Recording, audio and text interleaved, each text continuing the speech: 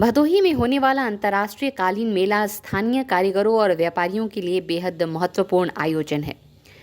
Shamsi collection के मालिक शाहिद हुसैन ने इस मेले के महत्व को उजागर करते हुए बताया कि मेले के लिए तैयारियां जोर शोर से चल रही हैं। उन्होंने कहा कि नए रंगों और डिजाइनों के साथ कालीन तैयार किए जा रहे हैं ताकि अधिक से अधिक खरीदारों को आकर्षित किया जा सके। शाहिद हुसैन ने बताया कि भदोही के छोटे निर्यातकों को इस मेले से विशेष लाभ होता है क्योंकि वे कम बजट में अपनी प्रदर्शनी लगा सकते हैं और विदेशी बायर्स को अपनी फैक्ट्री में भी आमंत्रित कर सकते हैं।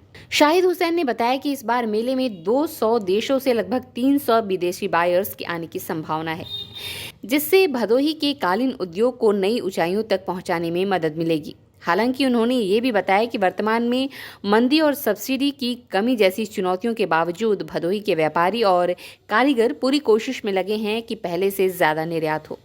ये मेला न केवल स्थानीय उद्योगों के विकास में सहायक होगा बल्कि पूरे क्षेत्र की आर्थिक प्रगति में भी महत्वपूर्ण भूमिका निभाएगा।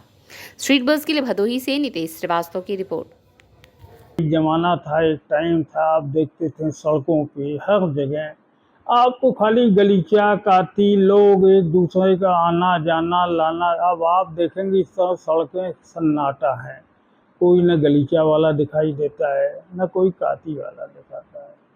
उसकी सबसे बड़ी तो वजह ये थी कि कालीन उद्योग को, क्योंकि बड़ी अब एक दूसरे से कंपटीशन है, दूसरे मशीन मेड आ गए हैं और दूसरे कंट्रीज के लोग इसमें काफ़ी लोग इन्वॉल्व हो गए हैं, जिसके वजह से हमारे कारपेट इंडस्ट्री को काफ़ी नुकसान पहुंच रहा है। हमारी सरकारों से हमें पहले, आपको पता ही है कि 9 पॉइंट समथिंग का बैग मिलता था, 7% हमें ये लाइसेंस मिलता था और उसके साथ साथ हमें बहुत सी सुविधाएं फैसिलिटीज़ मिलती थी।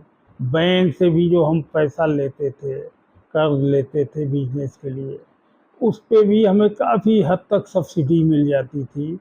तो ले दे के हम अच्छे से सर्वाइव कर लेते थे और कंपटीशन में दूसरे को हम पीछे नहीं हट सकते थे, आगे ही उनसे थे।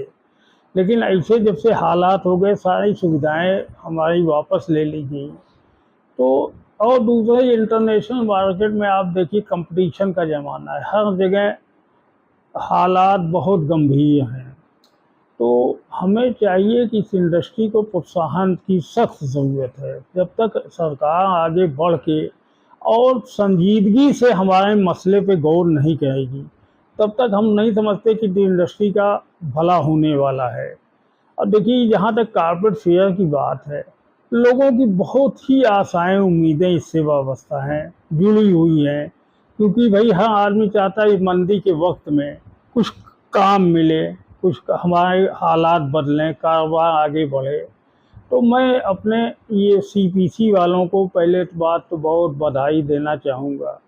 उन्होंने हिम्मत करके इसको आगे बढ़ के फेयर का सारा इंतज़ामात किए और डेट घोषित किया। कल से बुकिंग भी शुरू किया इन्होंने। लेकिन जो हमारी कमियां हैं, जैसे कि आपने अभी बताया कि सेकंड फ्लोर पे या थर्ड फ्लोर पे हमारा जो वो है हॉल है या दुकानें हैं, वहाँ पे कस्टमर नहीं जाते भी नहीं हैं। तो लोग क्या वहाँ पे जाके स्टॉल लगा के बैठे रहने से कोई फ़ायदा है नहीं।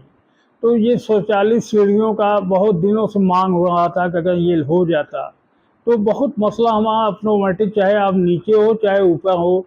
आप देखिए कि आज 50 मंजिला 100 मंजिला इमारत बनती है, तो लोग चाहते हैं यार टॉप फ्लोर पे ही मुझे मिले ऑफिस जगह, मैं वहीं, क्योंकि वहाँ पे इतनी सुविधा है, नीचे बैठो चाहे ऊपर बैठो कोई फ़र्क नहीं है। यही यहाँ पे भी अगर ये स्वचालित सीढ़ियों का इंतज़ाम कर दें, बाकी जो कमियां हैं छोटी मोटी उसको दूर कर दें, तो हम समझते हैं कि फेयर बहुत अच्छा होगा, बायरों के लिए भी और सप्लायरों के लिए भी बहुत अच्छा हो सकता है। हाँ जी सर, कितने बायर इस बार आ रहे हैं फिर से?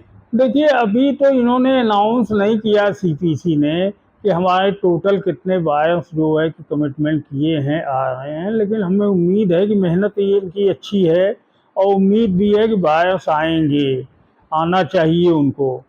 अब ये है कि अब लास्ट टाइम में देखा जाए कि कितने लोगों ने इनके जो इन्होंने निमंत्रण दिया है कस्टमरों को, जो इनविटेशन दिया है अब उस पे कितने लोग वो इनको कहते हैं, वादा करते हैं आने के लिए, कमिटमेंट करते हैं, तो अभी एक आध महीने के बाद ही एक सही पोजीशन पता चलेगा। तो आपकी तरफ से हाजी साहब क्या तैयारी है कारपेट को लेके, क्या नई चीज़ बना रहे हैं जिससे कि आप लोग को ऑर्डर मिले, क्या इसकी तैयारी पहले से है? देखिए तैयारी हमारी क्या है, हम जिस लाइन में है, जो काम मैं करता हूँ, ये हम लगभग 45 साल से एक ही काम पे हैं।